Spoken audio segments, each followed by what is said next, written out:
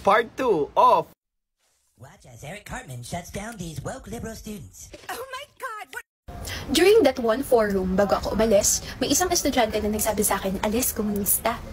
So ngayon, talakayan natin, komunista nga ba talaga ako? Ano yung danger na pinut niya sa akin once na sinabi niya yun? Alam niyo na, this is Pinoy Extreme. Let's do this! This is Pinoy Extreme. Well, bago yon, magpapakilala po muna ako. Ako pala si Riven, that one philosophy student na nagsalita sa forum ng National Security Council sa loob ng UST hinggil sa terror group. Eric, are you all right in there? Yeah, I'm fine, Mom. I'm just in here master debating. Well, Eric, that's enough. Let's get out of the bathroom. I can't, Mom. I'm master debating to these young college girls.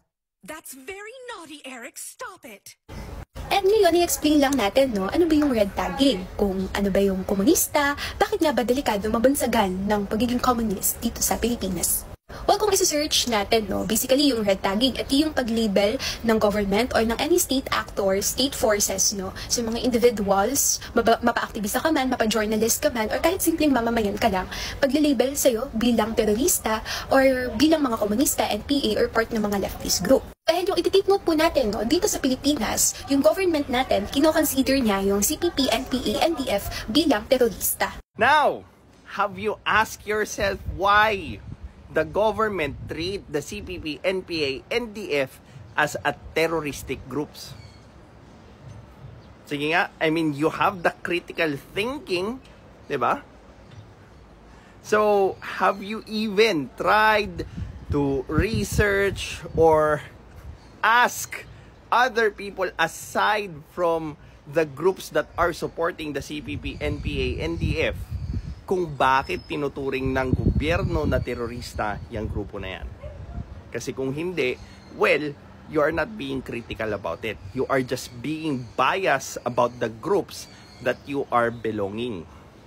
At dahil si Duterte, no, during the Duterte regime, meron siyang isinabatas na EO70 o yung pagdedeclare niya or pagkakabuo niya ng whole nation approach bilang part ng kanyang counter-insurgency program, tinayo niya yung National Task Force to End Local Communist and Armed Conflict na nilalayon na supilin or iwaksi na yung armed conflict natin sa pamamagitan ng armadong paglaban din hinggil sa kanila. Wrong! Really wrong! Kasi hindi lang armed conflict yung nakapaloob doon sa EO70 but whole nation approach. EO70 aims to end the decade-long communist insurgency, not just by military means, but through coordinated approach involving all sectors of government and society. Instead of treating the rebellion purely as security issue, it treats it as a symptom of poverty, injustice, and lack of development. Issues that must be solved through governance, basic services, and local empowerment. Kaya nga naging effective dito yung NTF-ELCAC. And nabuwag niya yung sobrang daming NPA fronts at napasuko nila yung maraming NPA rebels dahil sa whole nation approach. Binigay nila kung ano yung kailangan ng mga tao na infested ng NPA, and by then, nakikipagtulungan or na-realize ng mga current rebels na hindi na nila kailangan lumaban or makipagbarilan sa gobyerno. That's how effective the EO70 is. And at the same time, no, si Duterte, nagpasabatas pa siya ng anti-terror law na kung saan ay very blur niya dinidefine or very vague niya dinidefine ano ba yung pagiging isang terorista, na kung saan even yung mga civilians, mga activists, mga peasants ay nadadamay na rin sa mga makakaliwang grupo na ito. At Isang malaking kasinungalingan na naman. Yung pinalitan niya na Human Security Act, yung definition ng terrorism doon is very narrow, vague. Tapos, doon sa Anti-Terror Act, mas detalyado siya at ini-include na doon yung mga acts that cause death, extensive damage to property like pagsusunog, use of weapons of mass destruction, or interfere with critical infrastructure katulad ng mga cell sites at yung mga daan na pinapagawa. And with the intent to intimidate the public or destabilize government function. Swak na swak yung mga pinaggagawa ng CPP, NPA doon sa Anti-Terrorism Act. Kaya galit na galit sila nung naipasa ito. if yan pa lang, hindi mo na makuha yung facts mo ng straight, anong critical thinking yung pinagsasabi mo? Nasaan? Nasaan yung mga research mo, yung mga wide reader ko, no? So on and so forth. Hindi ko magets kung saan mo pinaghuhugot yung pinagsasabi mo ngayon. Or, galing lang din ulit yan sa org mo or sa grupo ng Makabayan Black. Kasi katunog na katunog mo sila. Yung NTF-ELCAC po na binuo ni Duterte na pinatuloy ni Marcos Jr. ay tuloy-tuloy na nag-exist at nang red tag na mga groups, even yung mga progressive party list natin such as Kabataan Party List and mga Makabayan Blocks and even mga journalists and mga teachers, no? Even mga schools din, nililabeled niya ito bilang mga komunista, nag-recruit, no? Para maging NPA. Hindi ba totoo? Again, ilang members ng Gabriela, Kabataan, Anak Bayan, so on and so forth, yung namamatay sa engkwentro with the military. Tapos, hindi pa makondena ng Makabayan Black yung mga NPA. What does that tell you? At dahil sa ganang diwa, no, yung government natin, meron na talaga siyang case ng extrajudicial killing. No, kung saan, no, pinapatay niya yung mga nalilabeled niya as communist, NPA, or mga part ng NTF, pinapatay niya ito. Nang hindi dumadaan sa due process o hindi naman kaya ay even yung mga legal activists natin, mga peasant advocates, human rights defender, ay ginagawan ng mga gawa-gawang kaso ng government natin para ipakulong itong mga ito, itag as mga surrenderies or hindi naman kaya ay mga part ng mga leftist groups nito. Ito na naman tayo sa EJK. Ngayon, yung part ng paghuli sa inyo, be it napatay man kayo, be it nakulong kayo, na corn beef kayo sa gubat, that's part of the due process. Kung ayaw nyo sumuko, anong gagawin ng mga sundalo natin? Ano, makikipag-usap sa inyo? Forever peace talks habang nagpapalakas lang kayo ng pwersa nyo? Hindi magiging ganun yung kaso. Hindi naman uto-uto yung mga sundalo natin. And one of the reasons why gumagana yung justice system, meron ngang nadidismiss na kaso. 'Di ba? In favor of your groups. So what does that tell you? Gumagana yung justice system. But it just so happen, okay, na may mga tao na gumagawa at nagpapatibay or nagpapalakas ng current laws natin para mahinto na yung nonsensical rebellion na pinapatakbo ng CPP, NPA, NDF. Kasi alam nila na alam nyo yung loophole ng batas natin, kaya ang daming nadidismiss na kaso sa inyo. Ngayon, pag ginagawa naman ng mga nasa gobyerno natin yung trabaho nila, magagalit pa rin kayo kasi nga maaapektuhan yung grupo nyo. Isang example ng dangers of red tagging ay yung ginawa ng government natin, no, kay Chad Book. Her words, the severity of injuries and wounds sustained by Book indicates there was intent to kill. Now, what does the AFP say about this? First, I want to clarify. I want to clarify that Chad Book, at the time of his death, was an NPA armed fighter. Kaya nakakatawang hindi mo barilin yung isang taong may hawak na baril at handang pumatay. So, hindi ko magets bakit ginagawa mong example si Chad Book namatay siya as an armed NPA during a legitimate encounter. So, bakit hindi mo matanggap na yun yung nangyari? At parati nyo na lang dinadahilan, kesyo pineke, kesyo tinaniman, so on and so forth. Hindi mo na ba kayang mag-identify ng fake versus real?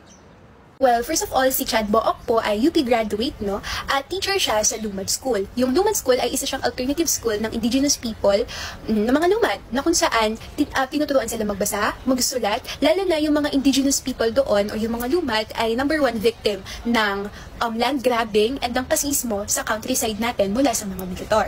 Ang tanong, registered ba yung school na pinagtuturuan ni Book? Kasi kung hindi, most likely, hindi pagtuturo yung habol ng mga nagtuturo doon, kundi indoctrination. Indoctrination ng mga future fighters, organizers, taga-rally, so on and so forth, ng grupong CPP, NPA, NDF. Gets? Dito sa amin dyan po sa Bundok Diyan.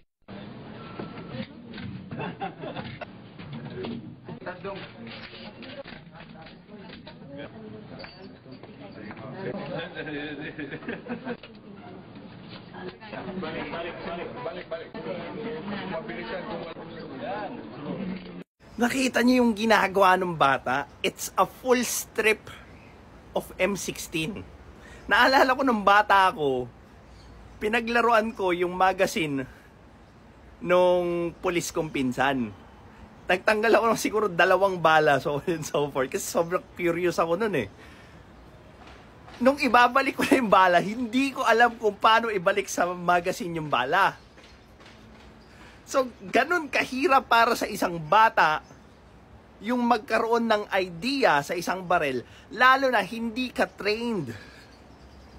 So, imaginein mo na lang yung pinaggagawa ng mga schools na tinatayo ng ganyang klaseng grupo. Hindi edukasyon yung ginagawa nila, kundi pang be-brainwash because they are not registered in the Department of Education. Hindi ma-monitor kung ano yung pinagtuturo mo doon sa bata, lalo na wala ka namang sinusunod na curriculum. Anong ginawa ng government natin during Duterte regime, no? Pinapatay sila Chad Book at ginustify nila yung pagpapatay sa mga IP rights, IP advocates na ito, katulad ni Chad Book, dahil sila daw ay di umano parte ng NPA. Hindi na di umano yun. Confirm yun. Namatay ka sa engkwentro, may hawak ang baril kasama nung ibang kasamaan mo sa NPA. Hindi di umano yun. Confirm yun. At isa pang example na maibibigay ko ay yung ginawa ng, ito naman under ng Marcos Jr. regime, no? Yung ginawa kila Jed at Janila. Si Jed at Janila ay mga environmental activists na kung saan tumututol sila sa Manila Bay Reclamation at kakampi sila ng mga mangingisda ng mga peasants sa Central Luzon. Pero ano pong ginawa ng government natin? Isang gabi na lang, dinampot sila, last 2023. Tapos, ilang araw sila mawawala, makikita na lang yung NTF-ELCAC press con, no, na magaganap at naka-frame sila Jed at Janila doon bilang mga surrendery ng CPP, NPA, NDF na lumapit doon sa government. Pero dahil matapang sila Jet at Janila, nanindigan sila na ang totoo, hindi naman talaga sila sumuko dahil sila ay mga aktivista and at the same time, dinukot lang sila ng mga militar at pinilit sila, no, na sumuko sa government kahit wala naman silang isusuko in the first place. Critical thinking moments ulit.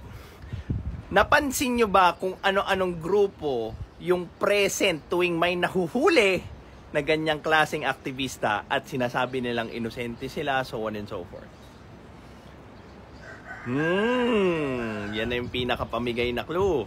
So, ganito kalala ang ginagawa ng NTF-ELCAC ng government natin hinggil sa mga aktivista and what more pa kaya no, sa mga normal na mamamayan, even mga manggagawa, mga magsasaka, na ang tanging pinaglalaban lang naman talaga nila ay kabuhayan at yung pag-alpas sa kahirapan na nararanasan nila sa bansa natin. So, ngayon na na-explain na natin yung dangers ng red tagging, pagtalakayan natin yung isang mahalagang kanina pa natin nasasabi, which is yung mga komunista. Under the Comprehensive Agreement on Respect for Human Rights and International Humanitarian Law, or yung CARIL, the United Nations recognized that the Philippines is under the state of belligerency and civil war. Therefore, yung existence po ng CPP, NPA, NDF ay hindi po terorista. Pagkos sila po ay political authority na nire-represent yung Filipino people and the organized political forces that are waging an armed revolutionary struggle for national liberation and democracy in the exercise of the right to self-determination. Now, CARIL is a peace agreement between the NDFP and the government. And hindi siya immunity para sa terroristic designation. Lalo na pag ayaw huminto ng grupo mo doon sa armed struggle na kung saan hindi kayo makakapag-peace talks kung ayaw sumuko ng mga walang ya. Ayaw nilang huminto doon sa pangingikil, panununog, pagre-recruit, so on and so forth. Yung mga ginagawa ng CPP-NPA ngayon. So, paano mo itutuloy yung peace talks kung ganun yung ginagawa nila? They ask for this.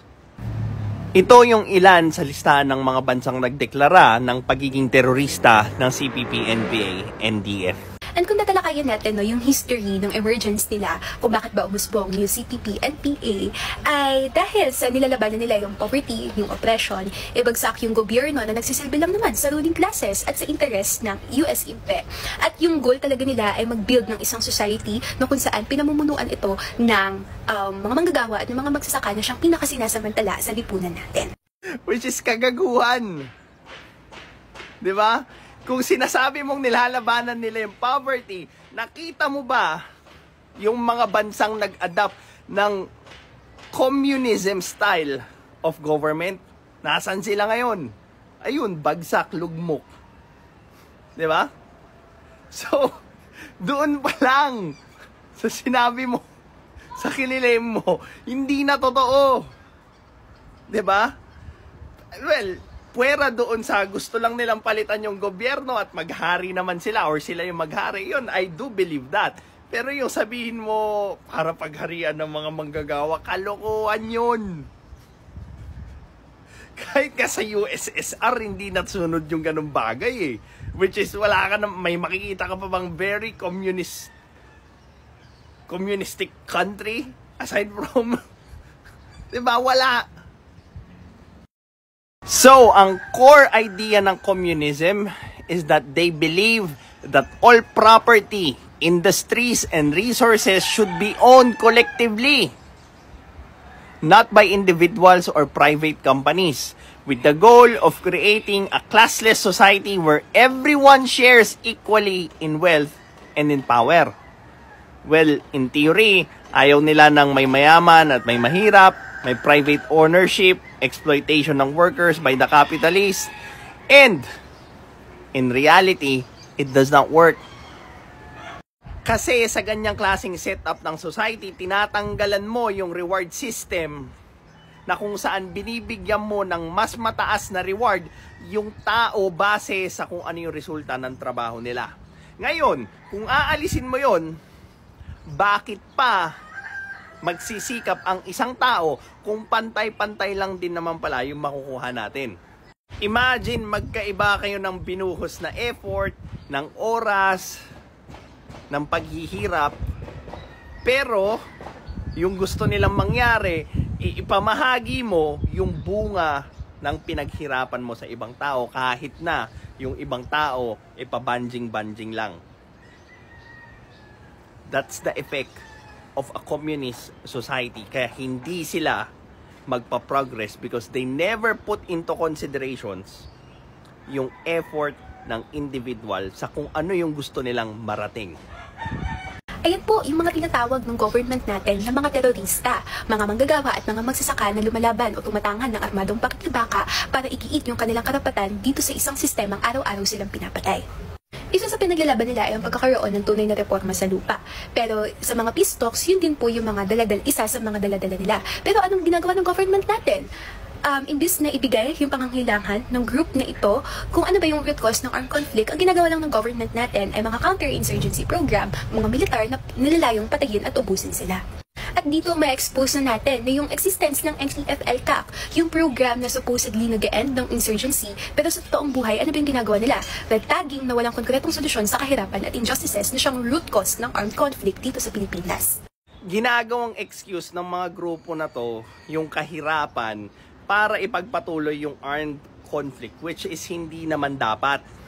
It's like saying na until bigyan ako ng trabaho ng gobyerno, mangho-hold up muna ako, mamemerwisyo muna ako, manununog muna ako ng heavy equipments, ng cell sites, ng mga businesses na ayaw magbigay ng pera sa amin, at mang-ambush ng relief goods. Do you think that's right?